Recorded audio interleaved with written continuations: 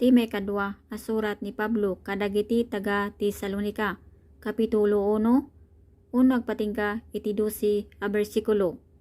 Ti pamati ken anus dagiti taga Tesalonika uray pay maparparigat da.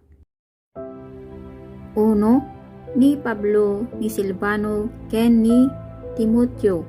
Isurat da iti iglesia dagiti taga Tesalonika, nga adda iti Dios nga Ama tayo ken ni Apo Hesukristo. 2. Parabor ken talna ti Dios Ama ken ni Apo Hesukristo adda kuma kada kayo. 3. Ribbeng mi ti agyaman a kankanayon gapu kada kayo kakabsat kas maikari agsipud tarumang ay unay ti pamatiyo ket dumakdakkel ti panagayat ti maysa ken maysa kada kayo. Amen. 4. Nga iti kasta da kami pagpasindayaw da kayo kadagiti iglesia ti Dios a maipon iti anusyo ken pamati iti tinga dagiti suamin a panaka idadanis ken rigat a sagabanyo. 5. Isuda a nalawag a pakailasinan ti nalinteg a panangipato ti Dios may paay iti panaka ibilang yu a maikari iti pagarian ti Dios isumit a pakaigapuan ti panagsagabayo. 6. Ano kuma no nalinteg iti biyang ti Dios a maisupapak tirigat kadagiti marigat kada kayo. 7.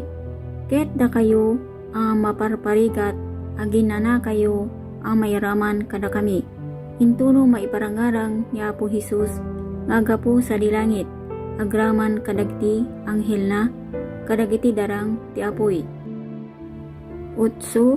Balsen na dagiti saan ang mga mo iti Diyos ken di agtulnog iti ebanghelyo ni Apo tayo a Hesus.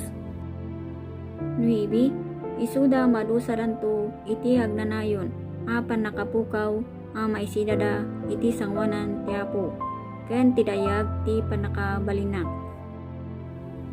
10. Intun umay tapno may daydayaw kadagiti sa santuna ken maramid a nakaskas daw iti daytangal daw kadagiti amin a namati tati pang paneknek kada kayo napapati. 11. Gapu itoy a panggep kankanayon nga idawdawat da kayo tapno ti Diyos tayo ibilang na kayo a may kari iti naka awisan nyo ket pag panagan na ti suamin a tarigagay ti kinaimbag ken aramid ti pamati abuyugan ti panakabalin. 12. Tapno tinagan ni Apo tayo a Hesus madaydayaw kada kayo ket da kayo kenkwana a mayalubog iti parabor ti Dios tayo ken ni Apo Hesukristo.